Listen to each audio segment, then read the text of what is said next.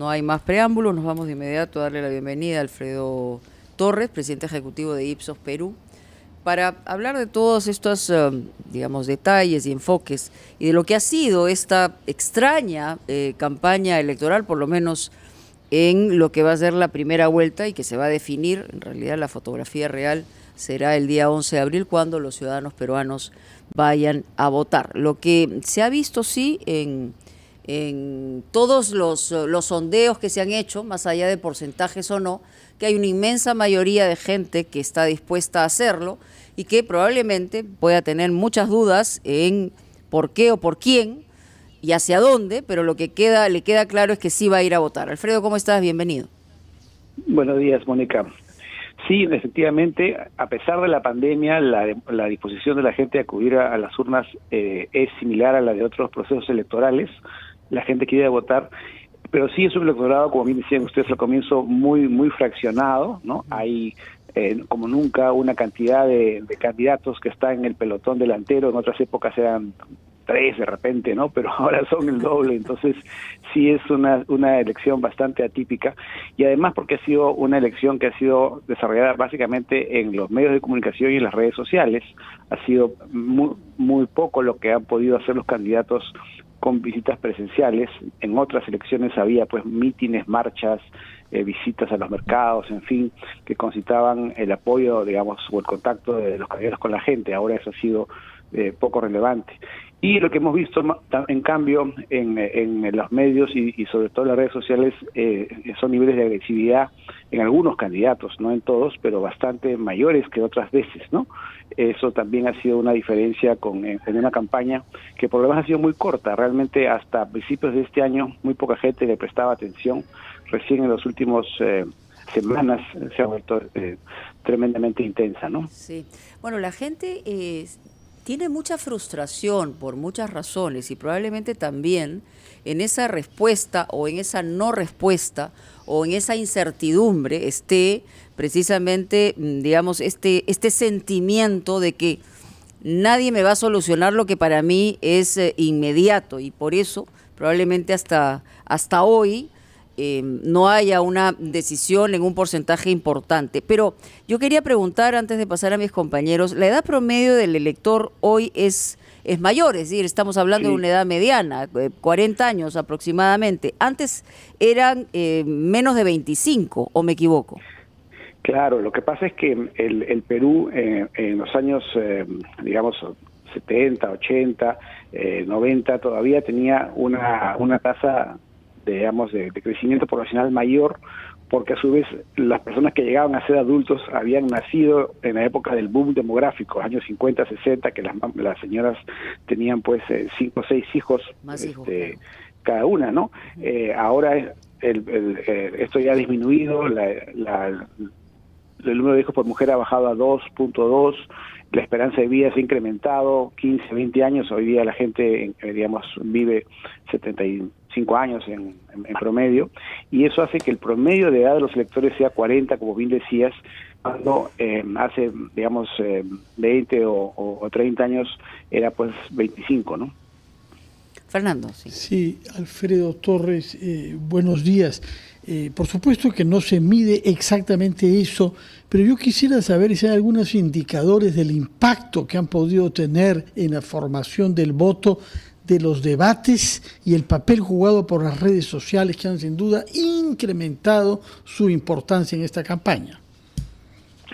Bueno, los debates también han concitado una atención mayor que en otras ocasiones, pero no solamente es el debate, sino es el uso que se da justamente después del debate de frases, expresiones de minutos, digamos, o segundos en realidad, transmitidos Es por la el narrativa candidato. posterior. Exactamente, esa narrativa posterior también es tremendamente importante, a veces está todo más que el debate, ¿no? Entonces, los partidos que han sido más hábiles en desarrollar esa narrativa y en difundirla, han tenido un impacto adicional, pues, favorable, ¿no? Quienes no lo han sabido hacer, no han aprovechado esa oportunidad, o pueden haber, al contrario, haber sido víctimas de una narrativa en contra suya, desarrollada por sus contrincantes. Carlos. ¿Cómo está, Alfredo? Buenos días. Yo quería preguntarle, ¿cuáles han sido las dificultades en esta etapa de elección tan particular que tenemos? ¿Cuáles han sido las dificultades para la elaboración de las encuestas? En cuanto a la metodología se refiere, porque evidentemente hay gente que no ha podido salir al campo a desarrollar esta labor. Entonces, bajo ese punto de vista, ¿cuáles han sido esas trabas que ustedes han encontrado en esta etapa de emergencia sanitaria? Quería pedirle, por favor, que nos espere un minuto para ir a la pausa y luego retornamos con su respuesta. Continuamos en Ampliación de Noticias, 8:19 de la mañana. Estamos conversando con Alfredo Torres, presidente ejecutivo de Ipsos Perú. Alfredo, le había dejado justamente la pregunta sobre las dificultades, trabas o cambios en la metodología en la realización de las encuestas en esta elección que es tan particular, como usted decía, en donde pues tenemos muchas limitaciones por el tema de la pandemia. Bueno, sin duda hemos tenido pues el impacto de los confinamientos, de las cuarentenas, ¿no? En varios momentos ha habido cuarentenas en distintos lugares del país y hemos tenido que recurrir en ese momento a otras técnicas. Algunas encuestas han hecho encuestas telefónicas. Nosotros hemos usado una técnica híbrida que ha sido además reconocida internacionalmente, porque como tenemos una red muy amplia de encuestadores en todo el país, hemos usado sus teléfonos móviles para hacer encuestas por videollamadas o enviando las imágenes de las tarjetas de las encuestas, de las preguntas a sus encuestados en sus distritos de residencia, ¿no? En esta última etapa sí hemos podido hacer encuestas presenciales completas, pero claro, tuvimos que mover un poquito el calendario, ¿no? La última encuesta presencial normalmente la hacemos pues en vísperas del domingo en que se difunde. Esta vez la tuvimos que hacer el día 31 de marzo porque a partir del 1 de abril había confinamiento, ¿no? Esa era, perdón, Alfredo, una de las objeciones al sondeo que hizo Ipsos, porque decían no recoge exactamente lo que ocurrió en los debates. Exacto, solamente coge los dos primeros debates, no coge el tercero, pero tampoco recoge, como comentamos hace un rato, los efectos posteriores al debate, ¿no? Que continúan. O sea, todavía en estos días vemos cómo en las redes sociales se está hablando de lo que dijo o no dijo tal o cual candidato, ¿no? Igual pasa con las intervenciones, las entrevistas que han habido, pues, por ejemplo, este fin de semana. Al final, las encuestas siempre toman la foto en un momento determinado y los días siguientes pueden seguir ocurriendo eventos, ¿no? Que hace que la opinión pública pues vaya variando, el electorado vaya variando su intención de voto, ¿no? Y ahora, Alfredo, me imagino, obviamente hacer una evaluación de lo que pueda pesar. Estamos como a la mitad de la carrera, aunque falten 5 o 6 días para que la gente tome una decisión. Y la única decisión que parece haber tomado es ir a votar en una inmensa mayoría. ¿Qué está buscando la gente? Es decir, en todas las encuestas que ustedes realizan también hay una lectura de percepción de lo que busca. O sea, el momento te da un escenario determinado. Este ha sido un momento absolutamente extraordinario que no termina. Es un momento además donde han habido pues más muertes que probablemente en todas las guerras contra el terrorismo que hayamos tenido. Es decir, una situación absolutamente frustrante y además un tema económico que se diluye cada día con menos perspectivas. Pero ¿qué busca la gente? ¿Qué está buscando más o menos en general la gente, si se puede hacer esa reflexión? Bueno, nosotros precisamente en la encuesta del comercio nos encarga, incluimos una pregunta sobre cuáles deberían ser las prioridades del nuevo gobierno, y las respuestas pues son bastante claras en cuanto a lo que estamos viviendo, ¿no? La primera respuesta es combatir la pandemia, el COVID. La población está muy preocupada, como es natural, por la cantidad de víctimas que está teniendo este virus, y entiende que esa debe ser la principal prioridad del gobierno. Pero junto con ella está la promoción pues de la inversión y el empleo, ¿no? El tema económico es el otro gran costo de esta pandemia, y la gente está muy preocupada por eso, y a eso se suma la vieja preocupación por la seguridad ciudadana, que ha sido siempre un tema en nuestras campañas políticas anteriores, ¿no?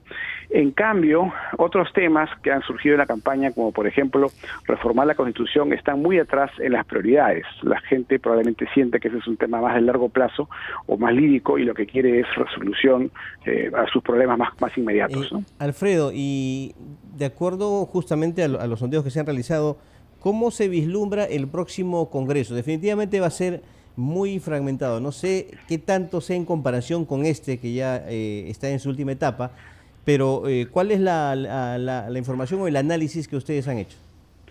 Bueno, nosotros estábamos esperando hasta hace pocas semanas que subiésemos entre 7 y 10 bancadas, pero ya en la última medición, en la que como decía, el estudio de Ipsos El Comercio publicado este último domingo, han salido 12 bancadas pasando la valla del 5%, ¿no? Entonces, lo que ocurre es que hay bancadas más fuertes en Lima, y que puede ser que pasen el 5%, y algunas otras bancadas que tienen presencia en el interior, en algunas regiones del país, y que pueden conseguir, por lo tanto, pasar la valla también con el criterio de tener representantes en más en dos o más regiones o distritos electorales, ¿no? Entonces va a ser un Congreso muy disperso, ninguna bancada va a tener pues la mayoría absoluta como la tuvo Fuerza Popular en el Congreso anterior, y por lo tanto va a ser indispensable para la gobernabilidad que el presidente tenga la habilidad pues de convocar fuerzas y sumar esfuerzos, ¿no? Si quería saber respecto del universo total de los electores, esta vez somos más de 22 millones. ¿Usted podría precisarnos si ha cambiado considerablemente la distribución de esa totalidad por grupos de edad? Bueno, sí, ha aumentado un poco la edad promedio, es decir, el grupo, digamos, de los jóvenes de 18 a 25 años hoy día es menos del 20% del electorado, en elecciones anteriores era más del 20%. Por otro lado, también hay un poquito más de población urbana que rural, ¿no? Hoy día casi el 80% de la población es urbana, también ha disminuido un poco el peso de la población rural, pero sigue siendo de todas maneras importante, ¿no? Del orden del 20%, y está sobre todo concentrada en la zona de la sierra central sur, ¿no? Y un poco también en el oriente. Muy bien, bueno, Alfredo, la verdad que, claro, estamos un poco atados de manos y de boca, porque no podemos hablar de evaluaciones estadísticas, lo dice la ley, pero lo cierto es que nos estamos enfrentando a un final de fotografía que probablemente se siga moviendo en esta última semana. En este caso, sí, las redes sociales van a tener un poder determinante, como no lo han tenido en ocasiones anteriores, eso podríamos adelantar. Hoy leía un extenso artículo sobre portátiles digitales en campaña y efectivamente, más allá de seguidores, hay estos seguidores que no existen o estos bots que te hacen una narrativa que sobre todo negativa respecto a un adversario o una adversaria o eventualmente a un contexto. ¿Esto va a tener preponderancia dentro del electorado nacional ya para concluir? Sí, eso ya lo hemos estado viendo. Efectivamente hay los bots y hay los troles, ¿no? Ajá. Y en ambos casos lo que generan es corrientes de opinión, digamos, artificiales a favor de un candidato o en contra del otro, ¿no? A veces también se usan para atacar a los medios de comunicación o a las encuestadoras. Sí, claro. También vamos a ver probablemente encuestas falsas, hay que tener mucho cuidado con eso. Eso es lo que iba a pedirte también, hay que advertir, porque va a haber un tráfico de noticias falsas, de encuestas falsas, de resultados falsos, ¿no? Y es muy sencillo en estos tiempos copiarse pues un logo y pegar ahí números, y entonces no tiene ninguna credibilidad, hay que advertirlo, y van a circular muchas probablemente, ¿no? Eso también es otra cosa que podemos. Y no va a haber, o sea, incluso internas, no va a haber encuestas hasta el día de la elección. Bueno, puede haber algunas internas, pero justamente son internas, ¿no? O sea, me imagino que los candidatos tendrán sus encuestas internas, nosotros también haremos alguna, pero no son pues para difusión. Okay. Bueno, eso hay que tenerlo claro, así que a no creer, porque acá comienza la guerra de nervios, ¿no? Uno está arriba, otro está abajo, y comienzan ahí a señalar los sobrenombres, que eso ya es digamos, parte del pan comido en la última semana electoral. Así que hay que tener cuidado. Muy bien, muchas gracias, Alfredo Torres. Tenemos que ir a titulares de esta hora y regresamos con más.